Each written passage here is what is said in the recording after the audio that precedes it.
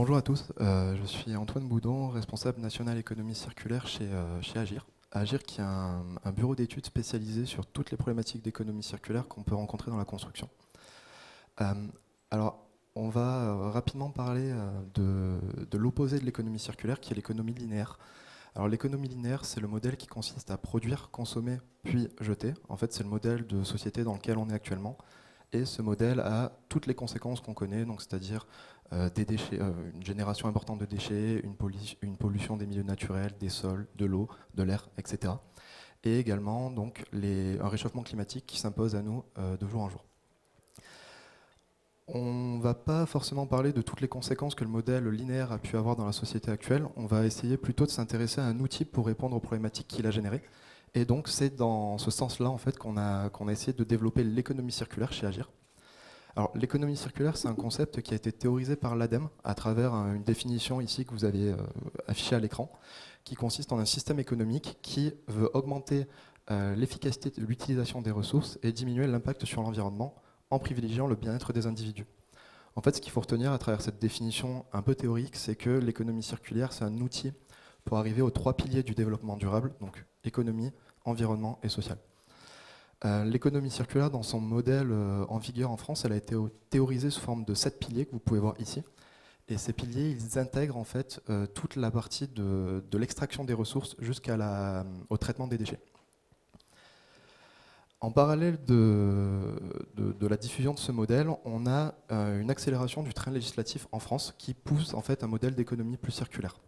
En fait, à partir de 2015, on peut voir des échéances législatives qui s'intensifient, qui se rapprochent. On peut notamment avoir la loi anti-gaspillage et économie circulaire qui a été formalisée en 2020 et qui a permis d'introduire la REP, produits matériaux de construction du bâtiment, le diagnostic PEMD.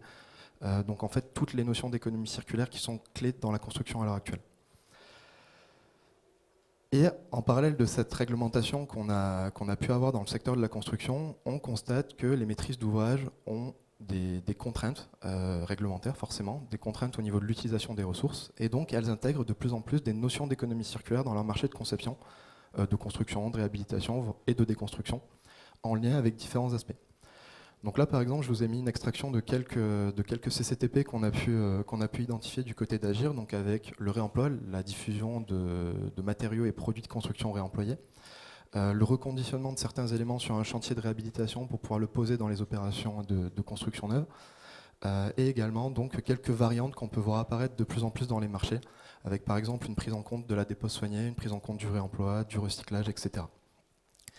Toutes ces initiatives, en fait, elles partent d'une bonne intention, celle d'intégrer l'économie circulaire. Mais en fait, ce qu'il faut avoir en tête, c'est que l'enfer est pavé de bonnes intentions. C'est-à-dire qu'en fonction des territoires, on ne peut pas forcément faire tout le temps la même chose. Ici, je vous ai mis un exemple des niveaux de maturité territoriale qu'on peut observer sur 2 métropoles en France. Donc vous avez une carte de Paris et une carte de Nantes, avec des fournisseurs professionnels de produits et matériaux réemployés. Donc en fait, ce que vous pouvez voir, c'est qu'autour de Paris, vous avez un écosystème qui est assez dense. Vous allez pouvoir vous fournir avec différents types de matériaux réemployés. Par contre, si on regarde du côté de Nantes, vous n'avez que 4 structures. Donc on est sur les mêmes échelles à peu près. Vous n'avez que 4 structures qui sont en mesure de fournir sur des chantiers des produits issus du réemploi. Donc concrètement, ça veut dire quoi? Ça veut dire que si vous faites un chantier qui intègre du réemploi à Paris, vous ne pourrez pas faire exactement le même à Nantes parce que vous n'avez pas les mêmes filières. Cette vision, en fait, elle peut s'appliquer pour toutes les composantes de l'économie circulaire, donc les produits biosourcés, produits matériaux biosourcés, produits issus du réemploi, les compétences des entreprises, de dépôt soigné, de traitement, de conditionnement, etc. Et donc, le constat, il est simple, c'est qu'on ne peut pas faire de l'économie circulaire de la même façon sur tous les territoires.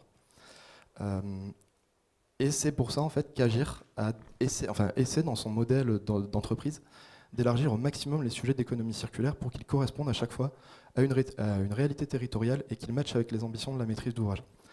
Concrètement, si vous êtes dans l'Indre, à Châteauroux, vous ne pourrez pas forcément faire le même type de réemploi que quand vous êtes à Paris. Vous ne pourrez pas intégrer les mêmes types de matériaux biosourcés que si vous êtes à Chartres, parce qu'à Chartres, il y a une filière de miscanthus, par exemple, etc. etc. Donc l'idée, c'est de se dire qu'on essaie de revenir à des pratiques un peu anciennes. Donc on construit avec ce qui se trouve autour de nous. Et nous, la petite spécificité qu'on a chez Agir, c'est qu'on essaie d'intégrer le plus possible des outils numériques et digitaux dans la construction. Donc on revient à des pratiques anciennes et on les met au goût du jour, à chaque fois en intégrant du traitement de données, en intégrant l'économie circulaire par exemple dans des maquettes BIM, en essayant de travailler sur le calcul carbone des produits matériaux réemployés, etc. etc. Chez Agir, pour accélérer en fait, cette économie circulaire sur les territoires, on travaille sur trois grands pôles d'activité. Donc il y a l'opération, donc là on est auprès des maîtrises d'ouvrage sur des constructions, réhabilitation et déconstruction, et on est le bras armé de la maîtrise d'ouvrage sur tous les sujets qu'il peut y avoir en lien avec l'économie circulaire. On travaille également sur la formation, donc l'idée en fait c'est de former tous les acteurs de la construction. On est une chaîne complexe d'acteurs dans la construction au sens large, et que chaque acteur en fait puisse trouver son compte dans l'économie circulaire. Qu'un maçon puisse travailler sur de la dépose soignée ou de l'approvisionnement durable, qu'une maîtrise d'ouvrage puisse intégrer des clauses économie circulaire dans ses CCTP, CCAP, etc. Et ensuite, on travaille sur l'innovation, qui consiste la plupart du temps à accompagner l'émergence de structures sur un territoire, donc de structures de réemploi, de réutilisation, de recyclage, pour justement alimenter les opérations qu'on accompagne. Je vous ai mis deux exemples assez concrets de choses qu'on peut faire au quotidien chez Agir. Donc là, vous avez un chantier du côté de Lyon qu'on avait accompagné avec une structure locale qui avait permis de récupérer 17 tonnes de pavés autobloquants sur l'opération. Et ces pavés avaient été directement réemployés sur le futur chantier de reconstruction. Ici, c'est un projet sur lequel je suis particulièrement investi. En fait, c'est la formation des BP maçons d'un CFA à Reims pour l'intégration de l'économie circulaire dans le parcours de formation. Donc concrètement, on travaille avec des jeunes, une quinzaine de jeunes, et on essaie de voir en fait, en tant que maçon, comment est-ce qu'ils peuvent intégrer l'économie circulaire dans les pièces maçonnées, dans leurs chantiers, dans le tri des déchets, etc. C'est un accompagnement de 2 ans qu'on réalise avec le CFA, et donc on a au total 45 jeunes qui sont formés depuis le début de l'expérimentation. Donc voilà, vous avez un peu une vision des spécificités qu'on peut avoir sur l'économie circulaire en fonction des territoires. Donc je suis à votre disposition pour toute question. Merci beaucoup Antoine. Est-ce que certains ont des questions, des témoignages, des interrogations? On sait que ces pratiques d'économie circulaire ont pris de plus en plus de place dans des opérations. Bonjour, alors Action Logement. Alors moi je me posais des questions sur un peu vos territoires d'action. Est-ce que pour l'instant c'est surtout dans les métropoles où on va dire que l'économie circulaire se met en place lentement mais plus rapidement? Est-ce que vous essayez d'être aussi dynamique dans les territoires plus détendus? Parce que au titre d'Action Logement, on travaille pour le programme Action Cœur de Ville, donc qui finance principalement des rénovations dans les centres anciens, et on souhaite que nos financements, que nos maîtres d'ouvrage s'investissent dans l'économie circulaire, dans le réemploi des matériaux, leur revalorisation. Mais c'est dans des zones plutôt détendues. Et du coup, on voulait savoir un peu c'est quoi votre plus-value dans ces territoires, si vous en avez, si vous avez des projets dans ce type de territoire.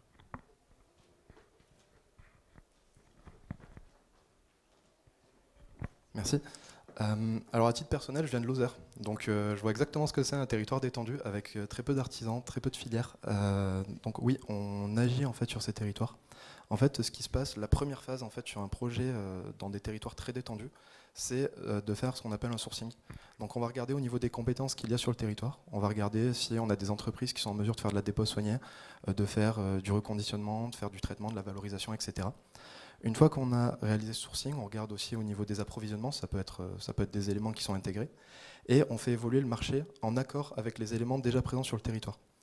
Par exemple, à Châteauroux, on s'est rendu compte que la maîtrise d'ouvrage voulait faire de l'économie circulaire partout sur son opération. On lui a dit ok, c'est intéressant, par contre on peut travailler uniquement sur la problématique du bois, parce qu'on a une filière qui permet la réutilisation du bois. Par contre, on va devoir sortir en fait, du prisme économie circulaire les équipements sanitaires, parce que, à part entraîner un surcoût au niveau de la dépose soignée, on ne pourra rien réaliser de concret sur le territoire. Donc c'est vraiment en fait, cette logique au cas par cas, de voir ce qu'il y a dans un premier temps, et ensuite de concevoir le projet en accord avec ces éléments. Voilà. Bon, donc après, concrètement, ça va dépendre des territoires. Voilà.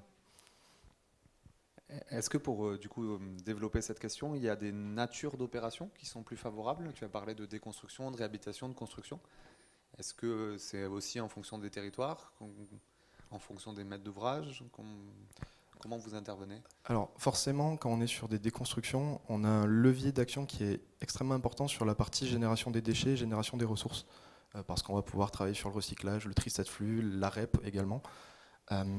Sur la construction, on a également des leviers d'action, mais il y a deux facteurs en fait, qu'il faut prendre en compte, c'est l'ambition de la maîtrise d'ouvrage. Est-ce que la maîtrise d'ouvrage veut faire de l'économie circulaire à Izuku? C'est-à-dire, on va rester sur des volets très réglementaires, on va essayer d'intégrer un tout petit peu d'économie circulaire à la marge. Et également la temporalité dans laquelle on a sollicité un AMO économie circulaire. En fait, plus on va avancer dans le projet de construction, plus le cadre va devenir rigide, et donc plus le cadre est rigide, plus on a de difficultés à s'intégrer. Par exemple, on a des maîtrises d'ouvrage qui nous ont demandé d'intervenir au pied du chantier, donc les travaux étaient lancés. Mais là, qu'est-ce qu'on peut faire? Pas forcément grand-chose, on essaie d'accompagner les entreprises, les marchés ont été passés, et c'est là où ça devient délicat en fait. Donc pour qu'une opération elle puisse vraiment réussir, il faut avoir trois composantes, c'est-à-dire une maîtrise d'ouvrage qui a envie de porter le sujet, un territoire qui est propice au développement des initiatives de la maîtrise d'ouvrage, et également des entreprises qui ont été sélectionnées en accord avec les critères qui ont été intégrés au marché. Oui.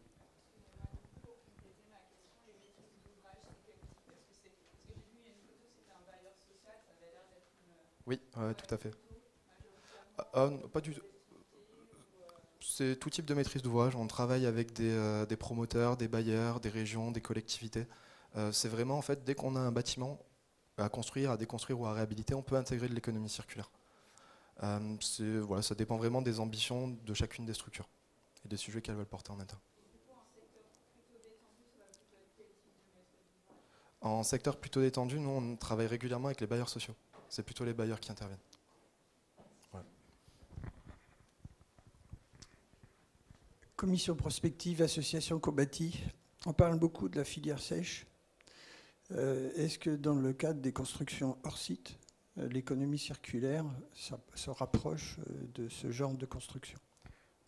On peut également, mais donc là on est sur un périmètre, une échelle qui est un peu différente, puisqu'on est hors site, en fait on va plutôt intervenir sur des filières industrielles, ce qui est un prisme d'approche un petit peu différent. On est, en tout cas chez Agir, on travaille moins sur ce sujet que vraiment le chantier de construction en tant que tel en dur. Voilà. Bonjour, on parlait de la filière sèche. À Bruxelles, je n'ai plus le nom de la société, ils récupèrent toutes les terres de tous les chantiers qu'il y a pour en faire des briques en terre crue, pour amener du pisé ou des sacs de différents types de nature. Et le rayon d'action est uniquement limité à 50 km pour les entreprises qui veulent acheter là-bas. 50 km, c'est un... 50 km autour de leur zone. D'accord. Mais est-ce que c'est un critère économique, c'est un critère environnemental, c'est une contrainte Non, c'est un critère qu'ils ont mis dans leur charte. Ils veulent que les terres aient le moins de déplacement possible pour ne pas amener d'autres sources de pollution qui est déjà la récupération dehors. D'accord, ok. Alors ça, c'est des sujets en fait, qui ne sont pas forcément extrêmement évidents à trancher de notre côté. Parce qu'en fait, ok, on avait une problématique sur une expérimentation avec du recyclage d'amiante. Donc on travaillait avec une structure en fait, qui baignait en fait, de l'amiante dans des bains d'acide chlorhydrique pour ensuite en fait, récupérer des coproduits à la fin du processus chimique. Et donc au lieu d'enfouir de l'amiante, on le recyclait. Par contre, la contrepartie, c'était qu'on devait faire voyager de l'amiante sur plusieurs kilomètres. Donc là, la question, c'est de savoir si on préfère générer du CO2 avec le transport, ou est-ce qu'on préfère éviter d'enfouir de l'amiante. Donc là, la problématique, en fait, c'est qu'on commence à comparer des tonnages de déchets, des approvisionnements en matière, du CO2, et sans une étude environnementale, nous, on a du mal à se positionner. Donc c'est pour ça qu'à chaque fois, en fonction des contraintes, on réalise l'étude environnementale en lien avec la solution, sous différents prismes. Déchets, CO2, économique. Voilà.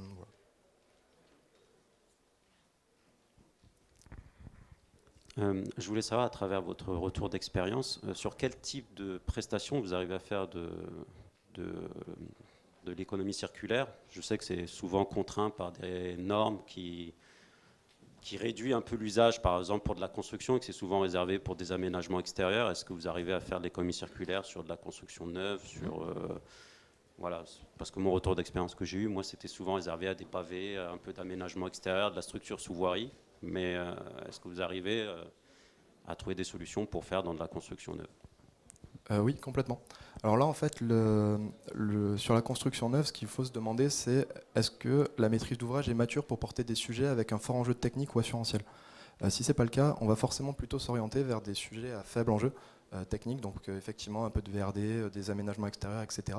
Mais on peut totalement intégrer du réemploi sur des revêtements de sol intérieur, sur des menuiseries, sur des équipements sanitaires. Ça se fait extrêmement bien. Nous, on intègre énormément d'économie circulaire dans les lots sanitaires, justement, en sourçant en fait, des filières de reconditionnement sur les territoires, et donc on les intègre dans les marchés directement. Et ça peut très très bien se faire, c'est en fonction des sujets qui sont portés. Si c'est une première opération de réemploi, par exemple, je vous déconseillerais d'essayer de réemployer un ascenseur. Ça n'a pas forcément trop de sens de se lancer là-dedans au début.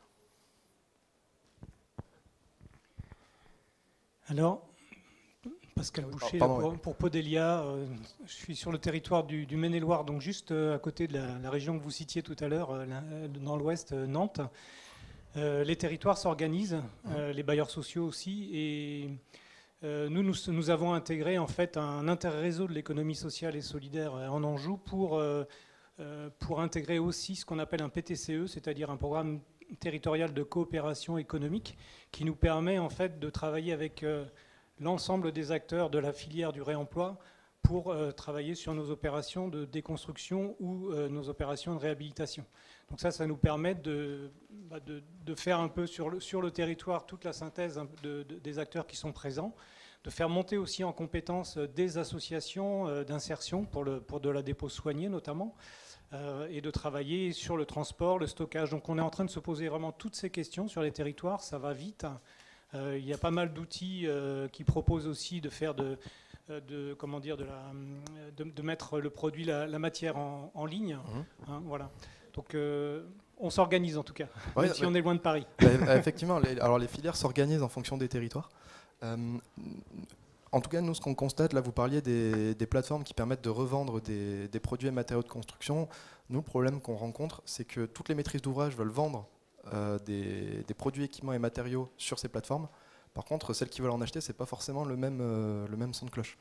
Donc on a forcément un peu plus de mal en fait en approvisionnement sur des produits, matériaux et équipements issus du réemploi. Et je voudrais juste revenir sur un sujet là, dont vous aviez parlé, qui est l'économie sociale et solidaire. Dans le modèle d'agir, en fait, tout autour là, des 7 piliers, vous avez au cœur la construction numérique et en chapeau un petit peu l'économie sociale et solidaire, parce que ce sont ces structures qui permettent de faire vivre l'économie circulaire en fait, sur les territoires. C'est les entreprises d'insertion qui permettent d'avoir une main-d'œuvre qui est qualifiée pour faire de la dépose soignée, du reconditionnement, du transport, du stockage, de la logistique, etc. Donc nous, sur tous nos chantiers, on essaie de pousser ces structures. Donc je parlais d'un sourcing de produits, de compétences. Dans le sourcing de compétences, on intègre ces structures de l'ESS. Voilà. Et effectivement, les territoires s'organisent, oui. Alors une vraiment toute dernière question pour qu'on tienne le timing. Milieu de vie habitat, on a parfois du mal à être efficace dans la conception des projets entre les DIAC PEMD, la relation entre le maître d'œuvre et l'AMO, économie circulaire. Est-ce que vous avez le même constat et qu'est-ce que vous nous conseillez justement pour qu'on puisse être plus efficace ? Alors nous, le positionnement il est assez simple, c'est qu'on va voir la maîtrise d'ouvrage en lui disant vous nous donnez les clés et on gère toute la partie économie circulaire. On fait toutes les interactions avec la maîtrise d'œuvre, on fait toutes les interactions avec les entreprises de travaux. Souvent en tant qu'AMO, on fait également le diagnostic PEMD en amont. Donc on intègre, on fait le diagnostic PEMD et on intègre directement nos résultats dans la conception des marchés.